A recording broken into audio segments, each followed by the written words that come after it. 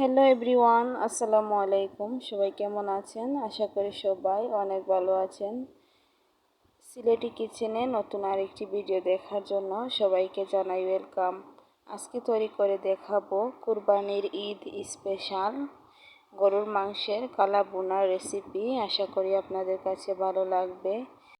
তো কালা ভুনা রান্না করার জন্য এখানে আমি নিয়ে নিলাম পেঁয়াজের বেরেস্তা, আর নিয়ে নিলাম গোটা মশলা, আর নিয়েছি কালা ভুনার 1 প্যাকেট মশলা, আর এখানে নিয়েছি হলুদের গুঁড়া 1 চা চামচ, মরিচের গুঁড়া 2 চা চামচ, জিরার গুঁড়া 1 চা চামচ, ধনিয়া গুঁড়া 1 চা চামচ, আর এখানে নিয়েছি পরিমাণ মতো লবণ।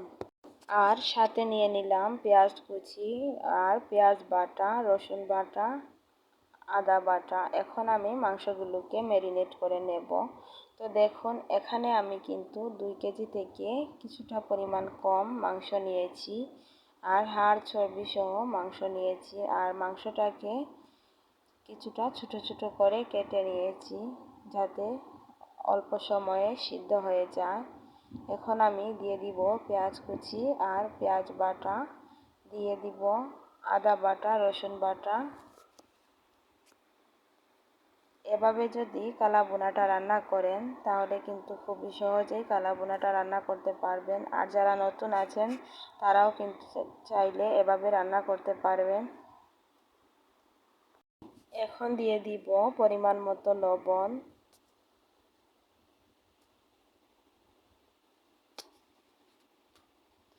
দিয়ে দিব আগে থেকে রেডি করে রাখা মশলাগুলো, তারপর দিয়ে দিব কালা ভুনার মশলা। কালা ভুনার মশলাটা আমি এখানে পুরোটা দিব না, অর্ধেকটা দিয়ে দিব। আর এখানে দিয়ে দিলাম গোটা মশলা। এখন দিয়ে দিব পরিমাণ মতো তেল।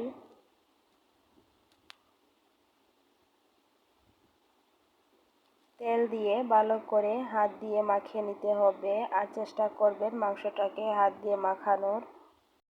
এভাবে যদি হাত দিয়ে মাখিয়ে কালা ভুনার মাংসটা ম্যারিনেট করে নেন তাহলে কিন্তু মাংসটাতে মশলা খুবই সহজভাবে প্রবেশ করবে, আর মাংসটা রান্না করার পর খুবই সুন্দর একটা কালার আসবে, আর খেতেও কিন্তু খুবই সুস্বাদু হবে। তো চেষ্টা করবেন এভাবে হাত দিয়ে ভালো করে মাখিয়ে নেওয়ার জন্য।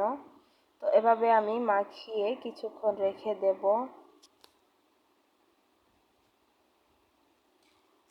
তো দেখুন, সবার শেষে আমি দিয়ে দিলাম পেঁয়াজ বেরেস্তা। তো পেঁয়াজ বেরেস্তাটা আপনারা চাইলে স্কিপ করতে পারেন, আমি একটু কালারের জন্য দিয়ে দিলাম। তো এখন আমি কিছুক্ষণ রেস্টে রেখে চুলায় বসিয়ে দিব। ভিডিওর এই পর্যন্ত এসে যারা একটি লাইক দিতে ভুলে গিয়েছেন, প্লিজ একটি লাইক দিয়ে সম্পূর্ণ ভিডিওটি কন্টিনিউ করবেন। আর আমার চ্যানেলে যদি নতুন হয়ে থাকেন তাহলে প্লিজ চ্যানেলটিকে সাবস্ক্রাইব করে আমার পাশে থেকে যাবেন। তো দেখুন, এখন আমি চুলায় বসিয়ে হাই হিটে রান্না করে নেব 5 মিনিট, যতক্ষণ পর্যন্ত না মাংস থেকে পানি ছেড়ে দিচ্ছে। তো দেখুন, মাংস থেকে পানি ছেড়ে দিয়েছে, আর আমি নেড়ে ছেড়ে দিচ্ছি। কিছুক্ষণ পর পর কিন্তু নেড়ে দিতে হবে, আর একেবারে তল থেকে নেড়ে দিতে হবে, না হলে কিন্তু মশলাটা পুড়ে যাবে। আর এখানে কিন্তু আমি এখনও কোনো পানি ইউজ করিনি। মাংস থেকে যে পানি বের হবে ওই পানিতেই কিন্তু মাংসটা 50% সিদ্ধ হয়ে যাবে।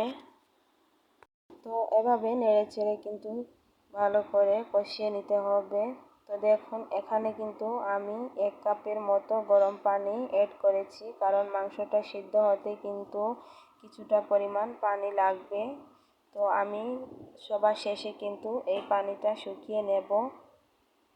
তো এভাবে কিন্তু ঢাকনা উঠিয়ে কিছুক্ষণ পর পর নেড়ে দিতে হবে, না হলে তলাতে লেগে যেতে পারে। আর মশলাটা যদি পুড়ে যায় তাহলে কালা ভুনাটা খেতে ভালো লাগবে না।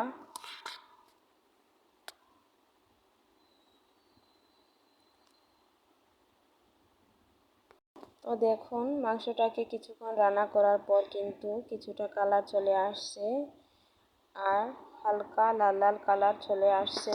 তো এভাবে কিন্তু কষিয়ে নিতে নিতে একটা সময় দেখবেন মাংসটা কালা বোনার মতো হয়ে গিয়েছে। এখন আমি মাংসটাকে আরও কিছুক্ষণ রান্না করে নেব। আরও কিছুক্ষণ রান্না করলেই মাংসটা সিদ্ধ হয়ে যাবে। তো দেখুন মাংসটাকে আরও কিছুক্ষণ রান্না করে নিয়েছি, আর এখন মাংসটাতে খুবই সুন্দর একটা কালার চলে আসছে। তো এখন কিন্তু চুলার আঁচটা মিডিয়ামে রেখে মাংসগুলোকে নেড়ে চেড়ে এভাবে রান্না করে নিতে হবে। তো দেখুন এখন আমি আরও কিছুক্ষণ রান্না করে নিলাম। নেওয়ার পর কিন্তু মাংসটাতে খুবই সুন্দর কালার চলে আসছে। এখন আমি মাংসগুলোকে বাগার দিয়ে নিব। এর জন্য চুলায় বসিয়ে দিলাম একটা ফ্রাই প্যান। তো ফ্রাই প্যানটা গরম হয়ে গেলে দিয়ে দিব এখানে আমি সরিষার তেল। চেষ্টা করবেন কালা ভুনাতে বাগার দেওয়ার জন্য সরিষার তেলটা ব্যবহার করতে। তো এখন দিয়ে দিলাম কিছুটা পরিমাণ পেঁয়াজ কুচি আর রসুন কুচি, দিয়ে দিব 2টা শুকনা মরিচ। এভাবে কিন্তু কালা ভুনা করে আপনারা রুটি, পরোটা অথবা গরম ভাতের সাথে, পোলাও, বিরিয়ানি যে কোনো কিছুর সাথেই কিন্তু পরিবেশন করতে পারেন। এটা কিন্তু খুবই মজার হয়ে থাকে। তো দেখুন আমি এখন মাংসটাকে বাগার দিয়ে দিচ্ছি। আর এভাবে যদি বাসায় একবার রান্না করে সবাইকে খাওয়ান তাহলে আপনার প্রশংসা করতে বাধ্য হবে সবাই। তো আজকের রেসিপিটি আপনাদের কাছে কেমন লেগেছে প্লিজ কমেন্ট করে জানাবেন। আপনাদের সুন্দর সুন্দর কমেন্টসে আমাকে ভিডিও বানাতে খুবই উৎসাহিত করে। তো আমার রান্নাটা কিন্তু অলমোস্ট ডান। তো দেখুন খুবই সুন্দর কালার এসেছে, আর খেতেও কিন্তু খুবই ইয়ামি ছিল। আজকের ভিডিওটি এই পর্যন্ত। আল্লাহ হাফিজ।